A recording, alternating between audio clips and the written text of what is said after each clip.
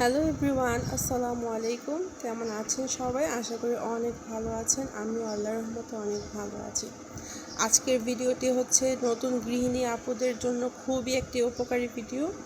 যারা ফিরনি রান্না করতে চান কিন্তু হচ্ছে দুধ, চিনি বা চালের পরিমাণটা বুঝতে পারছেন না, তাদের জন্য আজকে সহজ একটা রেসিপি নিয়ে এসেছি। এটা হচ্ছে রাঁধুনির একটা ফিরনি মিক্সের প্যাকেট। এই প্যাকেটটার মূল্য ছিল 70 টাকা। তো এই ফিরনির মিক্সটা দিয়ে আজকে আমি আপনাদেরকে ফিরনি তৈরি করে দেখাবো। আর এখানে কিন্তু সব কিছু লেখাই আছে কিভাবে কি রান্না করবেন। তারপর আমি আপনাদের সাথে রান্নাটা শেয়ার করে দেখিয়ে দিচ্ছি। আর এটার মধ্যে কিন্তু কি কি আছে সেটাও এখানে লেখা আছে। তো ফার্স্টে হচ্ছে আমি এই প্যাকেটটা খুলে নিচ্ছি। আর প্যাকেটটা কিন্তু একটু ডেট দেখে কিনে নেবেন। তো এই প্যাকেটটার মধ্যে কি কি আছে সেটা আমরা আগে দেখে নিব। আর এই প্যাকেটের মধ্যে কিন্তু সব কিছুই দেওয়া আছে, শুধু আপনার 1 লিটার তরল দুধ নিয়ে নিতে হবে। এছাড়া কিন্তু আর কিছুই এখানে অ্যাড করা লাগবে না। তো এই প্যাকেটের মধ্যে এখানে আমি ঢেলে দেখলাম যে এখানে চাল, পোলার চালের গুঁড়া, তারপরে হচ্ছে চিনি, বাদাম, তারপরে হচ্ছে গরম মশলা গুঁড়া, সব কিছুই কিন্তু এখানে মিক্স করা আছে। তো ফার্স্টে হচ্ছে এখানে আমি 1 লিটার দুধ আমি চুলায় বসিয়ে দিয়েছি। দুধটাকে একটু বলক তুলে নেব, বেশি গাঢ় করার দরকার নেই বা শুকানোর দরকার নেই। দুধটাকে এই যে আমি একটু নেড়ে চেড়ে একটু বলক দিয়ে নিব। তো দেখতেই পাচ্ছেন দুধটা কিন্তু বলক চলে এসেছে।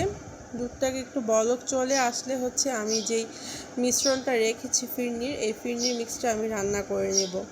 তো আমিও যখন প্রথম ফিরনি রান্না করতাম তখন কিন্তু আমিও ঠিক মতো চালটা পরিমাণ মতো দিতে পারতাম না।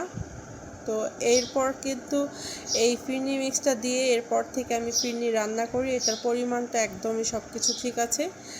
আর এই যে দেখেন আমি দুধটা বলক চলে আসার পর ফিরনি মিক্সটা আমি এখানে দিয়ে দিয়েছি, দিয়ে খুব ভালোভাবে নেড়ে নিচ্ছি। চুলার আঁচটা এই মুহূর্তে কিন্তু বাড়তিই থাকবে। আর এটাকে একটু নেড়ে চেড়ে রান্না করে নেবেন। এটা প্রায় 30 মিনিটের মতো আমি রান্না করব।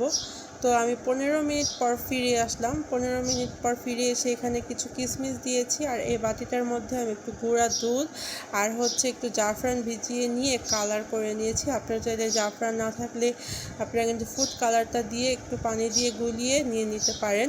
এতে করে ফিরনির স্বাদটাও বাড়বে, কালারটাও সুন্দর আসবে। গুঁড়া দুধ দিলে ফিরনিটা অনেকটা গ্রেভি হয়ে যাবে, খেতেও অনেক মজা লাগবে। তো এই সব কিছু দিয়ে আমি খুব ভালোভাবে মিশিয়ে নিচ্ছি। মিশিয়ে এটাকে খুব ভালোভাবে মিডিয়াম আঁচে আমি হচ্ছে এটাকে 30 মিনিটের মতো রান্না করে নিব। এর মাঝে একটু নাড়াচাড়া দিয়ে নেবেন, একদম বসিয়ে রাখবেন না। তো এই তো 30 মিনিট পর আমি চলে এসেছি। আমার ফিরনিটা কিন্তু রান্না হয়ে গিয়েছে। আর মাশাআল্লাহ দেখেন কি সুন্দর হয়েছে দেখতে, আর কালারটা এত সুন্দর হয়েছিল। তো নামানোর আগে আমি একটু ঘি দিয়ে নিব। ঘি দিলে কালারটা আরও বেশি সুন্দর আসে এবং খুব সুন্দর একটা ফ্লেভার আসে। এই ঘিটা কিন্তু বিয়েবাড়ির ফিরনিতেও দেয়, আপনারা যদি রেসিপি দেখে থাকেন অবশ্যই খেয়াল করবেন। এতে করে কিন্তু অনেক ভালো লাগে ফিরনিটা খেতে। তো আমার ফিরনি কিন্তু রান্না হয়ে গিয়েছে, আর কেমন হয়েছে দেখে অবশ্যই বুঝতে পারছেন।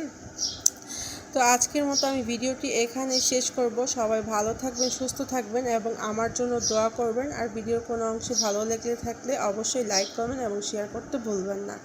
আল্লাহ হাফিজ।